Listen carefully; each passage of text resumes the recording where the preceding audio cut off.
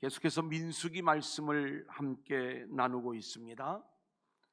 지난주에는 이스라엘 백성들의 반역으로 말미암아 하나님께서 이제 너희들은 광야에서 다 죽게 될 거야.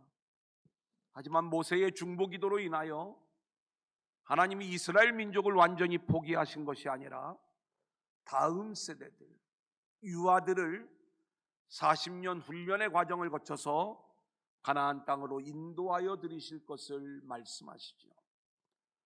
그러면서 하나님이 약속하신 그 약속의 땅은 예배하는 땅이요 안식하는 땅임을 우리 가운데 말씀해 주셨습니다. 자, 이 과정이 지나고 나면 우리는 어떤 기대를 해야 되는가? 광야 1세대들은 우리의 잘못으로 그 약속의 땅에 들어가지 못하는구나. 이제 우리의 다음 세대만이라도 그 땅에 들어갈 수 있도록 우리가 이들을 믿음으로 잘 양육해야 되겠다, 이 마음을 갖기를 기대하는데, 오늘 본문의 말씀을 보면 더 악한 마음을 가지고 이제는 무리를 지어 모세와 아론을 반역하고 있는 무리들을 우리가 보게 되는 거예요. 그리고 오늘 이 말씀 속에 하나님이 우리 가운데 들려주시는 복음의 메시지가 있습니다. 과연 어떤 내용인가? 오늘도 저와 여러분 모두가 함께 주시는 말씀을 통해 큰 은혜 받는 귀한 시간들이 될 수 있기를 소원합니다. 아멘. 자, 우리 한번 따라해 볼까요? 이스라엘의 원망. 이스라엘의 원망. 여러분, 출애굽의 역사를 보면 원망과 불평의 역사였다, 이렇게 이야기를 해도 과언이 아닐 정도로 시작부터 끝까지 원망하고 불평하는 이스라엘 백성들을 우리가 보게 되는 거예요. 출애굽부터 민수기 16장까지의 말씀만 보더라도 이들은 홍해가 그들을 가로막고 있을 때에 하나님을 원망하기 시작을 했어요. 그런데 더 놀라운 것은 홍해를 가르고 바다를 육지처럼 건너게 해주시는 하나님의 기적적인 역사를 체험하고 나서도 이들은 끊임없이 원망하고 불평하는 모습을 보여주더라. 특별히 우리는 어떤 때에 원망하고 불평하게 되는가 봤더니 이스라엘 백성들은 물의 문제, 먹을 것의 문제를 가지고 하나님을 원망하고 있는 모습을 보여주는 거죠. 물이 광야니까 없어요.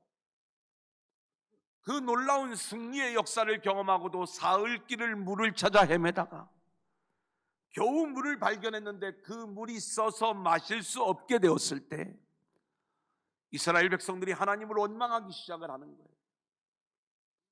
하나님이 모세에게 한 나무를 지시하시고 그 나무를 던졌을 때 물이 단물이 되어 그들의 목마름의 문제를 해결할 수가 있었어요. 이 나무는 주님의 십자가를 보여주는 나무다, 이렇게 말씀을 드렸죠. 그런데 이 하나님의 은혜를 경험하고 나서도 르비딤 골짜기에 이르렀을 때 이 골짜기에 또 물이 없는 거예요. 또 이스라엘 백성들은 물의 문제를 가지고 하나님을 원망합니다.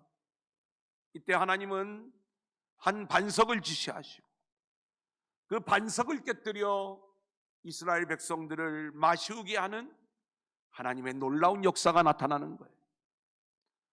물론 이 반석도 그리스도를 보여주는 것으로서 우리가 맞아야 될 매를 반석이신 우리 주님이 대신 맞으시고 그 반석이 깨어져 우리 인생의 목마름을 해결해주는 그 놀라운 역사를 우리들이 보게 되는 것입니다. 이 세상을 살아가는 우리들은 우리 안에 있는 탐욕으로 인하여 끊임없는 목마름 속에 살아갑니다. 어떤 사람은 이 땅에 대한 욕구, 물질에 대한 욕구, 출세에 대한 욕구, 또 어떤 사람은 인간적 의에 대한 욕구, 이런 끊임없는 욕구 속에 채워지지 않는 것들로 인하여 결국 목말라 하며 자신의 상황과 형편 속에서 하나님을 원망하고 불평하는 그러한 인생들을 우리가 보게 되는데, 하나님이 해결해 주시는 이 목마름의 해결책은 오직 예수님밖에 없다는 것을 성경은 우리에게 말씀해 주는 거예요. 아멘. 또 하나의 문제는 배고픔의 문제입니다. 이스라엘 백성들이 신광야에 이르렀을 때에 먹을 것이 없는 거예요. 여러분, 출애굽을 하면서 물론 먹을 것을 가지고 나왔겠죠. 이스라엘 백성들은 아마 보름 한 달 정도면 충분히 가나안 땅에 들어갈 수 있었을 것이다. 그런데 이것이 더 많은 시간이 들어갔으면 물론이려니와 이제는 오히려 40년을 광야에서 헤매어야 되는 그러한 상황이 된 거예요. 이때 하나님이 먹여주시지 아니하면 이들은 먹을 수 있는 방법이 없는 거예요. 먹을 것을 가지고 원망하였을 때 하나님께서 하늘에서 만나를 내려주셔서 배고픔의 문제를 해결해 주시면 돼요. 우리가 얼마 전에 함께 나누었지만 애굽의 향신료와 애굽의 고기를 그리워할 때에도 하나님은 메추라기를 보내셔서 이들을 먹이셨던 내용들을 우리는 보게 되는 거예요. 하나님이 보내어 주신 만나는 철저히 그리스도를 보여주는 것이다. 하늘로부터 내려온 생명의 떡이다 말씀을 드릴 때에 우리는 인생의 목마름의 문제, 배고픔의 문제는 오직 주님으로만 해결받을 수 있음을 우리가 알아야 되는 거예요. 아멘. 실제로 하나님은 그렇게 우리가 철저히 하나님의 은혜로만 우리 인생의 목마름, 인생의 배고픔을 해결할 수 있다는 것을 가르치면서 우리를 가나안 땅으로 인도하여 이 가나안 땅에서 하나님의 은혜를 붙잡고 안식하는 존재로 세워가는 하나님의 훈련을 하고 있는 것이죠. 그러기에 우리는 철저히 주님만이, 하나님만이 우리의 인생의 목자가 되심을 기억하면서 아멘. 그 주님의 인도함을 받는 자들이 되어야 할 줄로 믿습니다. 아멘. 시편 23편 1절로 2절 우리 한번 같이 볼까요? 시작. 여호와는 나의 목자시니 내게 부족함이 없으리로다. 그가 나를 푸른 풀밭에 누이시며 쉴 만한 물가로 인도하시는도다. 여호와가 목자가 되는 인생만이 목마름 그리고 배고픔의 문제로부터 해결받을 수 있다는 거예요. 푸른 풀밭으로 우리를 인도하시는 분, 쉴 만한 물가로 인도하시는 분, 물론 이 푸른 풀밭은 단순히 이 세상의 양식이 아니라 하늘의 양식을 포함하고 있는 거예요. 쉴 만한 물가도 세상의 목마름을 해결하는 물이 아니라 하늘의 목마름을 해결하는 그 영적 의미가 있는 거예요. 그래서 우리를 푸른 풀밭 쉴 만한 물가로 인도하신다고 이야기할 때 바로 이것은 예수 그리스도 안으로 우리를 이끌어 가시는 하나님의 인도하심인 거예요. 뿐만 아니라 사도 바울은요, 이스라엘의 출애굽의 역사를 이렇게 우리에게 해석을 해주고 있습니다. 고린도전서 10장 1절로 4절입니다. 시작. 형제들아, 나는 너희가 알지 못하기를 원하지 아니하노니 우리 조상들이 다 구름 아래에 있고 바다 가운데로 지나며 모세에게 속하여 다 구름과 바다에서 세례를 받고 다 같은 신령한 음식을 먹으며 다 같은 신령한 음료를 마셨으니 이는 그들을 따르는 신령한 반석으로부터 마셨음에 그 반석은 곧 그리스도시라. 이스라엘 백성들이 홍해를 가를 때, 그리고 신령한 음료를 마실 때, 그리고 신령한 음식을 먹을 때에 이 모든 것들이 그리스도에게 속한 것임을 사도 바울은 우리 가운데 이야기해 주고 있는 것 아닙니까? 저는 오늘 여러분의 인생 안에 끝까지 인생의 목마름으로 인하여, 배고픔으로 인하여 하나님을 원망하고 또 우리가 하나님을 불신하고 하나님께 불평을 논하놓는 그러한 일들이 우리 가운데 있다면 이 본질적인 문제를 해결해 주실 수 있는 분은 예수님 한 분뿐임을 기억하고 아멘. 그 주님 안에서 자유함을 얻는 저와 여러분들이 될 수 있기를 소원합니다. 아멘. 환경의 문제로 하나님을 원망하던 이스라엘 백성들의 원망은 이제 지도자에게로 옮겨갑니다. 실제로 우리가 잘 먹고 잘 살 때에는 아무런 원망과 불평이 없다가도 불경기가 오고 어려운 상황이 되면 우리도 나라님을 원망하고 불평할 때가 많이 있잖아요. 지금 출애굽의 지도자 이 모세를 원망하는 원망들이 백성들의 입에서 나오기 시작을 하는 거예요. 이들의 문제는 철저히 알고 보면 개인적인 것입니다. 자기들의 욕구가 채워지지 않기 때문에 원망하는 거지만 그것을 지도자의 인격 또 지도자의 자격을 문제 삼으면서 지도자 모세를 원망하는 이스라엘 백성들의 모습을 보는 거예요. 모세가 구스 여자를 취하였을 때에 가장 핵심적인 리더십이었던 아론과 미리암도 실족해서 모세를 비방하고 원망하는 거죠. 뿐만 아니라 이스라엘 백성들은 가나안 땅을 정탐하고 나서 자신들을 이곳으로 인도하여 낸 하나님과 그리고 이스라엘 백성의 지도자였던 모세를 원망하는 거예요. 당신 때문에 우리가 어려움을 겪게 되었다. 여러분, 어느 공동체든지 늘 지도자가 있기 마련입니다. 하나님은 항상 그 지도자를 통하여 리더십을 세우시고 그리고 그 공동체를 이끌어 가시는 일들을 진행하시는 거예요.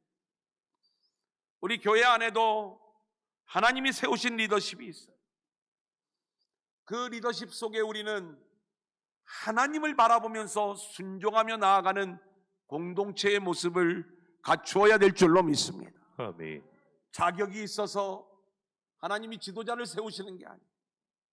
하나님이 하나님의 주권을 가지고 하나님의 일을 진행하실 때 그 하나님의 역사에 쓰임을 받는 거예요. 예수님의 12제자만 보더라도 이들은 평범한 사람들에 불과했어요.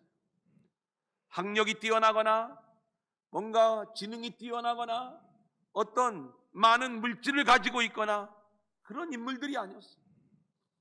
하나님이 선택하셨을 때 그들이 쓰임을 받는 거, 그 선택은 다양한 모습으로 우리 가운데 이루어질 수 있는 것이고 우리가 어떤 모습으로 선택을 받든 우리가 그 자리에서 순종하는 자들로 나타나야 되는데 우리는 이러한 우리의 원망과 불평이 지도자를 향할 때 리더십이 깨어지면서 공동체의 위기가 찾아오게 되는 것을 볼 수가 있습니다.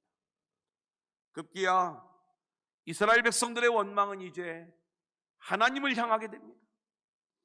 하나님이 얼마나 화가 나셨으면 내가 이제는 이스라엘을 포기하겠다 말씀하실 정도로 하나님이 화가 나셨을 거예요. 다행히 모세의 중보기도로 하나님께서 이스라엘을 다시 포기하지 않고 가나안 땅으로 인도하여 들이시지만 우리는 늘 우리 안에 있는 이 원망과 불평의 근원은 결국 우리가 예수님을 만나지 못했기 때문에 그런 것이에요. 우리의 탐욕으로 인하여 우리 인생 가운데 찾아오는 원망이라는 것을 기억하고 항상 우리가 어떤 자리에 있든지 감사하고 감격하며 오직 주님만을 바라보는 저와 여러분들이 될 수 있기를 소원합니다. 아멘. 두 번째입니다. 한번 따라합니다. 고라 일당의 반역. 고라 일당의 반역. 자, 그런데 오늘 본문의 말씀을 보십시오. 1절 2절 같이 읽을까요? 시작. 레위의 증손 고앗의 손자 이스할의 아들 고라와 르우벤 자손 엘리압의 아들 다단과 아비람과 벨렛의 아들 온이 당을 짓고 이스라엘 자손 총회에서 택함을 받은 자 곧 회중 가운데서 이름 있는 지휘관 250명과 함께 일어나서 모세를 거스르니라. 자, 오늘 이 반역하는 무리들의 기세가 등등해요. 여기에 등장하는 사람들의 이름을 보면 굉장히 뼈대가 있는 가문이고 금수저 출신들이에요. 고라, 다단, 아비람, 온, 이 네 사람이 주축이 되어지면서 지휘관 250명이 여기에 합류합니다. 여러분, 이 정도의 반역이면은 모세도 흔들릴 만도 하겠죠. 그런데 우리가 알아야 될 것이 있어요. 뭘 알아야 되냐면 이들이 왜 반역을 일으키고 있는가, 그 본질을 우리가 알아야 돼요. 이제 제가 족보를 좀 표로 그려드리면 금방 이렇게 아실 텐데 그냥 말씀으로 좀 드리겠습니다. 레위에게는 세 아들이 있었어요.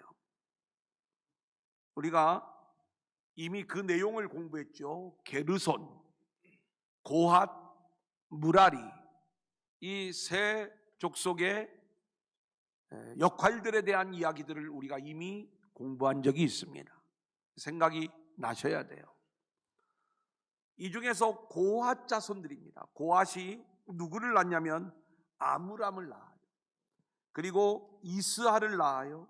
그리고 우시엘을 낳아요. 물론 더 있는데 아주 중요한 인물들만 지금 말씀을 드립니다. 아므람, 이스할, 우시엘.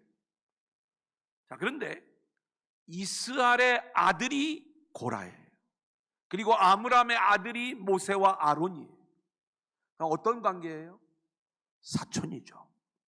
사촌인데 문제가 생깁니다. 아므람의 아들인 아론은 대제사장이 되는 거예요. 작은 집, 둘째 작은 집이에요. 이스할의 아들인 고라는 아무것도 없어요. 자, 우시엘을 볼까요? 민수기 3장 30절. 이 우시엘의 아들 엘리사반이 지휘관이 되는 거예요. 한번 같이 읽겠습니다. 시작. 우시엘의 아들 엘리사반은 고핫 사람의 종족과 조상의 가문의 지휘관이 될 것이며. 예. 그러니까 첫 번째 집 아들은 제사장이 되는 거고, 이스라엘의 아들인 고라는 아무것도 안 맡게 되는 거고, 셋째 집 아들은 지휘관이 되는 거예요. 이때 이 이스라엘의 아들이었던 고라의 마음속에 뭐가 있었겠어요? 서운함이 있었겠죠. 왜? 니들이 다 차지하느냐? 왜 나는 빠져야 되느냐? 여러분, 알고 보면 이 마음의 출발점은 철저히 십자가를 거부하고자 하는 우리 안에 있는 타락한 마음이라는 것을 우리가 알아야 되는 거예요. 우리도 교회 안에서 보통 부흥 강사님들이 섭섭마귀가 들어왔다 이렇게 이야기를 할 때, 여러분, 이것만큼 정말 악한 게 없는 거예요. 우리는 늘 기꺼이 나에게 주어진 십자가를 지고 주님을 따라가겠습니다라고 이야기할 때, 그 자리가 어떤 자리이든 하나님께서 나에게 맡겨주신 자리임을 인정하면서 우리가 믿음으로 따라가는 그러한 자들이 되어야 되는데, 오늘 고라는 자신의 본 마음은 이 서운함 속에 있었고요. 그래서 이 서운함을 가지고 세력을 규합을 합니다. 오늘 말씀을 보면 당을 지었다 이렇게 이야기를 하는 거예요. 여러분, 당을 짓는 것은 하나님의 뜻이 아닙니다. 오늘 말씀에 보면 누가 한 당이 되었는가 봤더니 루벤의 자손들이에요. 다단, 아비람, 온, 이 세 사람이 등장을 하죠. 이 세 사람은 어떤 모습으로 등장을 하느냐? 루벤 지파예요. 육적으로는 장자 지파인데 장자 지파로서 대접을 못 받죠. 오히려 유다 지파가 그 주의를 대신하고 있는 그 모습을 보게 되는 거예요. 그랬을 때 뭔가 이들 마음 안에도 동일한 서운함, 이런 마음들이 있었을 것이고, 이들을 규합하여 이제 당을 짓고 반란을 일으키는데, 여기에 250명의 지휘관이 동참하는 거예요. 저는 이 장면을 묵상하면서 고라라고 하는 사람이 상당한 지도력이 있었던 사람 같다. 그리고 250명의 지휘관을 모으려면 아주 설득력 있는 논리를 가지고 그들을 불러 모으지 않았을까? 이런 생각을 갖게 되는 거죠. 미리 결론을 말씀을 드리면 이 고라는 고핫 자손이에요. 레위 지파로서 성막의 소중한 기물들을 다루는 그 역할, 여러분, 이 일들이 얼마나 귀한 일인지, 그런 거룩한 레위로서의 삶을 살아가면서 하나님께서 그 일을 맡겨주신 것에 대하여 감동과 감격을 가지고 살아가면 되는 게 이게 고라의 사명이었어요. 근데 고라는 자신의 일을 작은 일로 여기고, 그리고 자신은 좀 더 내가 여기서 썩을 존재가 아니야, 나는 좀 더 큰 일을 해야 돼. 그러다가 결국 모세를 원망하고 아론을 배반하고 하나님을 반역하는 이 반역의 일들을 행하고 있는 고라의 모습을 성경은 우리 가운데 이야기해주고 있는 거예요. 저는 여러분에게 선포합니다. 하나님께서 저와 여러분을 어떤 자리에 위치하게 하셨든지 우리는 거룩한 성도로서 맡겨진 자리에서 감사하고 감격하며 하나님을 섬겨가는 저와 여러분들이 될 수 있기를 소원합니다. 아멘. 악한 영은 어떻게 해서든지 우리의 마음을 무너뜨리려고 섭섭한 마음이 들어가게 하고 십자가를 지지 못하게 하면서 그렇게 반역하는 그 마음을 키우게 만드는 것, 이게 악한 영의 계략인데 오늘 고라가 여기에 넘어가고 있는 모습을 보여주고 있는 거예요. 반역의 내용을 보겠습니다. 3절 그들이 시작. 그들이 모여서 모세와 아론을 거슬러 그들에게 이르되 너희가 분수에 지나도다. 회중이 다 각각 거룩하고 여호와께서도 그들 중에 계시거늘 너희가 어찌하여 여호와의 총회 위에 스스로 높이느냐. 여러분이 반역의 내용을 보면 그럴듯한 논리가 있다고 그랬죠. 오늘 이 고라가 주장하는 내용들을 들어보면 충분히 이해가 됩니다. 뭐냐면 모세만 하나님의 은혜가 임하는 게 아니고 모든 회중들에게도 하나님의 은혜가 임하고 하나님의 기름 부으심이 있고 그들도 하나님이 쓰시는 것 아니냐. 틀린 말이 아니죠. 그런데 이러한 올바른 이야기를 하면서도 이것을 핑계 삼아서 근데 왜 너희만 하나님의 백성의 총하에서 높아지려고 하느냐. 사실 모세는 처음부터 자신이 지도자가 되고자 하는 마음이 없었어요. 전적으로 하나님이 세우셔서 그 일들을 감당하는 거예요. 아론이 대제사장이 된 것도 하나님의 일하심이지 나 좀 시켜주세요 이게 아닌 거예요. 그런데 그 하나님의 일하심을 무시하면서 이 일을 모세와 아론의 문제로 돌리고 있는 고라의 모습을 보게 되는 거죠. 모세는 이 광경 속에서 바짝 하나님 앞에 엎드립니다. 4절을 보면 모세가 듣고 엎드렸다가 이렇게 말씀하고 있어요.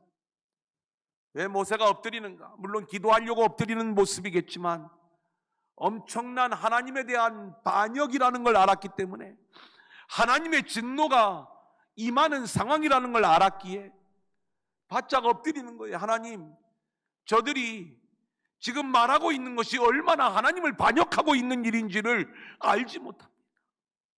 그러면서 저들이 깨닫고 회개하고 돌아오기를 기도했겠지요. 자, 그런데 이들은요 끝까지 모세를 비방하고 그리고 반역의 일을 멈추지 않는 거예요. 아니 의기양양해서 이제는 모든 사람이 우리 편이다, 이제는 우리가 이겼다, 이런 승리감을 가지고 당당하게 모세를 배반하고 있는 모습을 보여주는 거예요. 12절로 14절 같이 볼까요? 시작. 모세가 엘리압의 아들 다단과 아비람을 부르러 사람을 보냈더니 그들이 이르되 우리는 올라가지 않겠노라. 내가 우리를 젖과 꿀이 흐르는 땅에서 이끌어내어 광야에서 죽이려 함이 어찌 작은 일이기에 오히려 스스로 우리 위에 왕이 되려 하느냐. 이뿐 아니라 내가 우리를 젖과 꿀이 흐르는 땅으로 인도하여 드리지도 아니하고 밭도 포도원도 우리에게 기업으로 주지 아니하니 내가 이 사람들의 눈을 빼려느냐. 우리는 올라가지 아니하겠노라. 이제 반역하는 무리들의 가치관이 얼마나 세상적인 가치관으로 물들어 있는지를 우리 가운데 보여주고 있잖아요. 지금 이 고라 일당이 뭐라고 이야기를 하냐면 너희가 지금 하고 있는 일이 무슨 일인지 아니? 원래 우리는 애굽에서 잘 살고 있었어. 그 애굽은 젖과 꿀이 흐르는 땅이었어. 왜 잘 살고 있는 우리를 끄집어내서 이 광야에서 죽게 만드는 거야?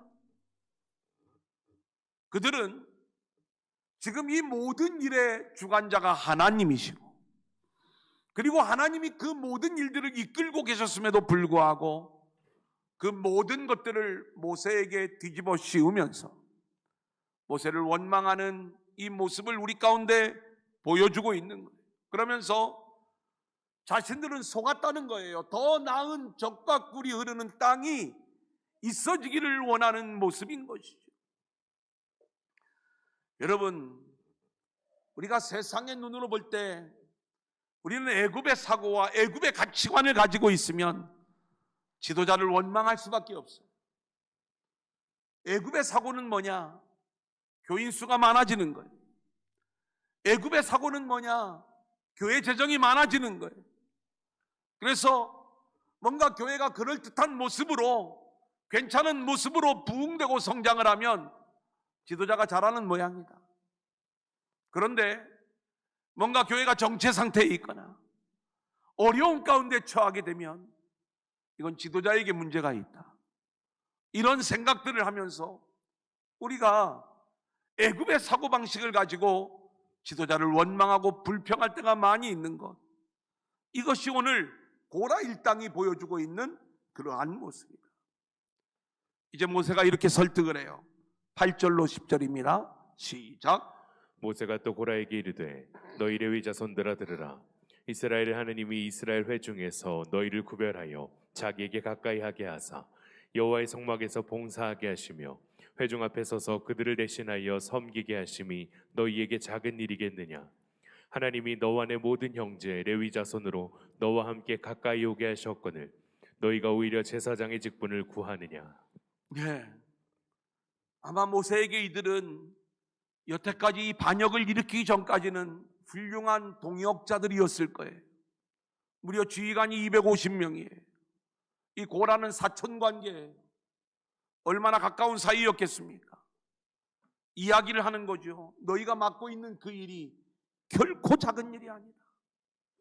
지금 모세는 문제의 본질을 정확히 알고 있는 거예요.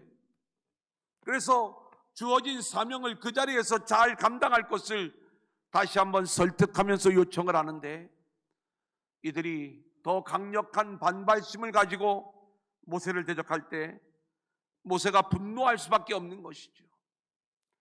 모세는 아론을 변호합니다. 아론 역시 하나님이 세우신 제사장이야. 너희가 아론을 무시하는 것은 하나님을 무시하고 하나님을 거역하는 것이야. 여전히 변하지 않는 반역의 무리들을 향하여 모세는 이렇게 하나님 앞에 기도하고 있어요. 16장 15절 같이 볼까요? 시작. 모세가 심히 노하여 여호와께 여짜오되 주는 그들의 헌물을 돌아보지 마옵소서. 나는 그들의 나귀 한 마리도 빼앗지 아니하였고 그들 중에 한 사람도 해하지 아니하였나이다 하고, 모세는 중심으로 한 영혼들을 사랑하면서 그 영혼들을 섬기면서 끝까지 사명을 감당했어요. 그럼에도 불구하고 반역하는 무리들이 자신들의 의견을 굽히지 않았을 때에 저들의 헌물을 받지 말아달라는 이야기는 저들의 예배와 기도를 들어주지 말라는 이야기예요. 원래 모세가 뒤끝이 있는 그러한 사람이라 이런 기도를 드리는 게 아니라, 우리는 모세의 온유함에 대한 이야기 우리가 들었잖아요. 우리가 미리암과 아론이 비방할 때에도 모세가 한마디도 대답하지 않냐, 하나님 앞에 엎드렸던 그 모세. 근데 이 모세가 이만큼 화가 났다는 이야기는 단순히 그 무리들에 대한 어떤 화가 아니라 공동체에 미칠 영향을 생각하면서 그 답답함을 하나님 앞에 기도하는 모세의 모습을 우리 가운데 보여주는 거예요. 이제 마지막 세 번째입니다. 한번 따라해 볼까요? 하나님의 심판. 하나님의 심판. 5절 같이 읽겠습니다. 시작. 고라와 그의 모든 무리에게 말하여 이르되 아침에 여호와께서 자기에게 속한 자가 누구인지 거룩한 자가 누구인지 보이시고 그 사람을 자기에게 가까이 나오게 하시되 곧 그가 택하신 자를 자기에게 가까이 나오게 하시리니. 자, 이제 모세가 이 문제를 하나님 앞에 기도함으로 해결을 하는 거예요. 근데 어떻게 해결을 하느냐? 과연 하나님이 모세와 아론의 편인지 아니면 반역하는 무리들의 편인지 이것을 우리가 확인해 보자, 이 이야기인 거예요. 자, 그런데 이 확인을 하는데 우리가 6절 7절의 말씀을 보면 향로를 들어라 이렇게 말씀하고 있어요. 같이 볼까요? 시작. 이렇게 하라. 너 고라와 내 모든 무리는 향로를 가져다가 내일 여호와 앞에서 그 향로에 불을 담고 그 위에 향을 두라. 그때 여호와께서 택하신 자는 거룩하게 되리라. 레위 자손들아 너희가 너무 분수에 지나치느니라. 여러분이 향로를 들라는 말은 굉장히 두려운 이야기예요. 왜냐하면 왜 하나님이 향로를 들으라고 말씀을 하시는가라고 이야기할 때 이 말씀 앞에 적어도 고라라면, 레위인이라면 두려움이 찾아왔어요.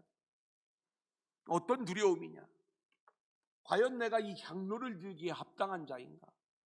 이들은 이미 이 향로의 다른 불로 분향을 하다가 하나님의 징계를 받아 죽게 된 나답과 아비후의 이야기를 이들은 너무 잘 알고 있어요. 하나님이 허락하신 제사장마저도 다른 불로 분향하다가 이렇게 죽임을 당하게 되는데, 하나님의 마음에 아파하지 않은 자들이 향로를 들고 있다. 이것은 그 자리에서 죽임을 당할 그러한 일이 되는 거예요. 그래서 향로를 들어라라는 그 이야기가 모세의 입에서 나왔다면 저 같으면 되게 쫄렸을 것 같아요. 마음.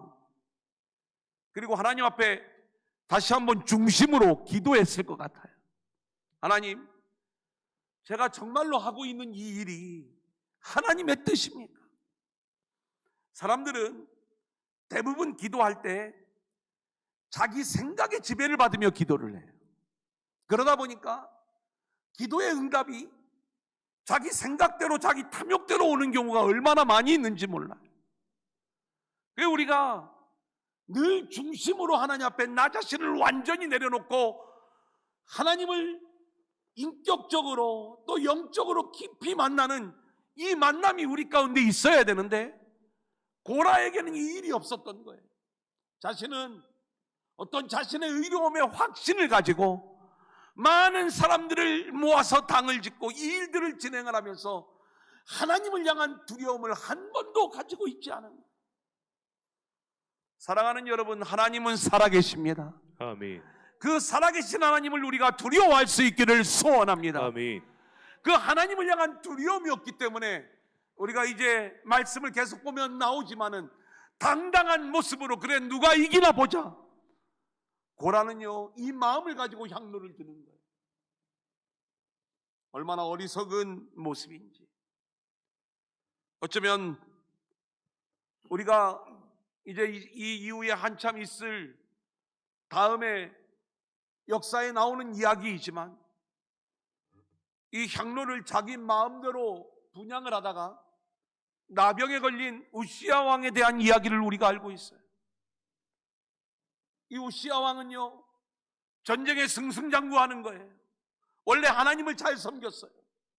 그런데 그렇게 하나님을 잘 섬기고 승승장구할 때 더 낮아지면서 모든 영광을 하나님께 올려드리고 자신의 연약함, 죄인됨, 자격 없음을 고백해야 되었는데 교만이 들어간 거예요.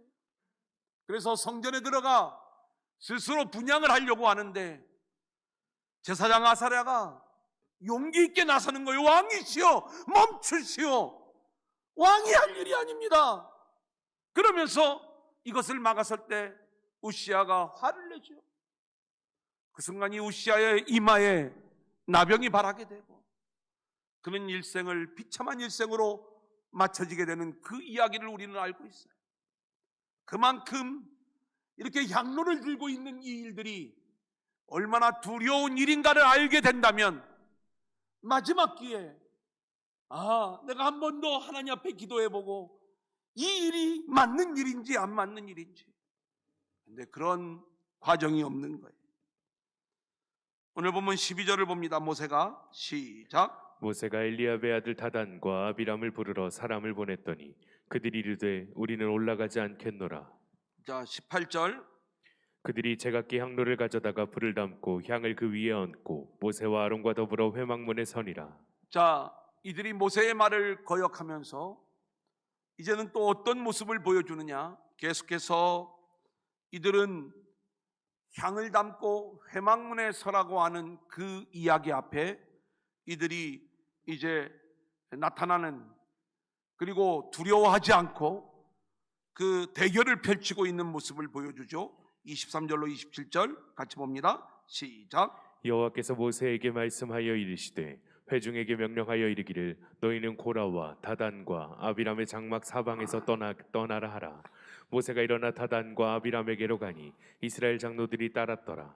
모세가 회중에게 말하여 이르되 이 악인들의 장막에서 떠나고 그들의 물건은 아무것도 만지지 말라. 그들의 모든 죄 중에서 너희도 멸망할까 두려워하노라 하매 무리가 고라와 다단과 아비람의 장막 사방을 떠나고 다단과 아비람은 그들의 처자와 유아들과 함께 나와서 자기 장막문에 선지라. 저는 이 장면을 묵상하면서 얼마나 이 반역하는 무리들의 운명이 비참한지, 그들의 처자들과 그들의 아이들까지도 함께 멸망에 빠지게 되는 이 장면을 바라보면서 두려운 마음이 드는 거예요.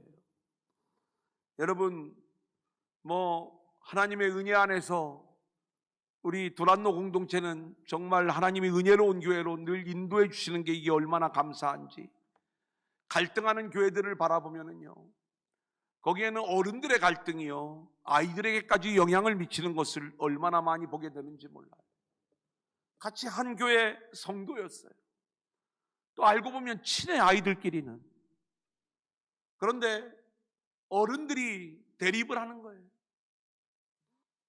그래 이제 어떻게 하든지 이 자녀들이 이 갈등의 문제를 풀어보려고 노력을 하지만 어른들의 탐욕이요, 도저히 하나가 될 수 없는 지경까지 몰고 가고, 결국 그렇게 나뉘게 되면은요, 가족은 가족끼리 함께 떨어져 나가는 그러한 일들을 겪을 수밖에 없는 게, 이게 교회 안에서 흔히 일어나고 있는 그러한 일들인 걸 보게 되는 거예요. 여러분, 얼마나 안타까운 모습입니까? 오늘 향로를 들고 회막문 앞에 서라라고 이야기했을 때에 한 번만 더 하나님께 묻고 하나님께 기도하며 중심으로 하나님을 만나고, 그리고 하나님의 뜻, 그것이 무엇인가를 물었다면 이들이 돌이킬 수 있는 기회가 한 번쯤은 일어날 수도 있었을 텐데, 얼마나 용기가 있고 당당한 모습이었으면 처자들과 아이들까지 함께 서 있다가 결국 수월에 빠져들게 되는, 모세가 하나님 앞에 기도하고 이렇게 이야기를 하는 거예요. 만약에 이들이 일반인들처럼 자연적인 죽음을 죽게 된다면 그것은 나에게 문제가 있는 것이다. 하지만 이들이 하나님에 의하여 수월에 빠져들게 된다면 이들은 하나님을 멸시하였기 때문에 그런 일을 당하게 되는 것이다. 이들이 하나님을 멸시한 건 어떤 멸시예요? 하나님이 세우신 성막 제도를 부인하는 거예요. 성막은 하나님이 이스라엘과 만나기 위하여, 이스라엘 백성들과 교제하기 위하여, 그리고 이스라엘 백성들을 복을 주시기 위하여 하나님이 세우신 은혜의 장치였어요. 그리고 이 장치를 위하여 제사장 아론을 세운 거죠. 아론의 제사장됨을 부인하는 게 하나님을 거역하는 거고, 하나님의 성막 제도를 부인하는 거고, 자기들 마음대로 자신들이 향로를 들겠다는 것은 결국 하나님을 대적하는 일이라는 걸 몰랐던 것이죠. 결국 이 일로 인하여 이들은 하나님의 심판을 받게 되죠. 마지막 31절로 35절 같이 읽을까요? 시작. 그가 이 모든 말을 마치자마자 그들이 섰던 땅바닥이 갈라지니라. 땅이 그 입을 열어 그들과 그들의 집과 고라에게 속한 모든 사람과 그들의 재물을 삼키매 그들과 그의 모든 재물이 산채로 스올에 빠지며 땅이 그 위에 덮이니 그들이 회중 가운데서 망하니라. 그 주위에 있는 온 이스라엘이 그들의 부르짖음을 듣고 도망하여 이르되 땅이 우리도 삼킬까 두렵다 하였고 여호와께로부터 불이 나와서 분향하는 250명을 불살랐더라. 예. 이제 하나님의 엄청난 심판이 이들 가운데 임했던 것을 우리는 보게 됩니다. 오늘 말씀을 정리합니다. 이스라엘의 원망은 처음부터 시작되었던 원망이었는데, 환경과 그들의 형편에 대한 문제로 인하여 하나님을 원망하다가 결국 이 원망이 지도자를 향하게 되고, 그리고 그 원망이 하나님을 향하는 모습을 보게 되는 거예요. 하나님은 그 원망하는 백성들을 향한 하나님의 은혜의 일을 멈추지 않았어요. 다음 세대를 데리고서라도 내가 가나안 땅에 들어가겠다 말씀하셨을 때 이들이 이제는 회복된 하나님의 군대가 되어 그 길을 잘 따라오기를 원했지만 이번에는 더 큰 무리들이 연합하여 당을 짓고 반역하는 이 모습.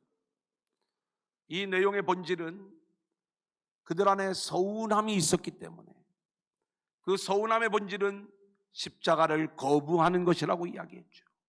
내가 져야 될 십자가를 거부하고 대접받기를 원하는 그 마음이 결국 자신들의 힘을 과시해서라도 상황을 바꿔보겠다라고 하는 반역의 일로 드러나게 된 것이고, 이 일로 인하여 그들은 처자 유아들과 함께 영원한 하나님의 심판을 받게 되는 이 안타까운 장면을 우리가 보게 되는 거예요. 오늘 저와 여러분, 우리의 원망을 잠재울 수 있는 길은 딱 하나입니다.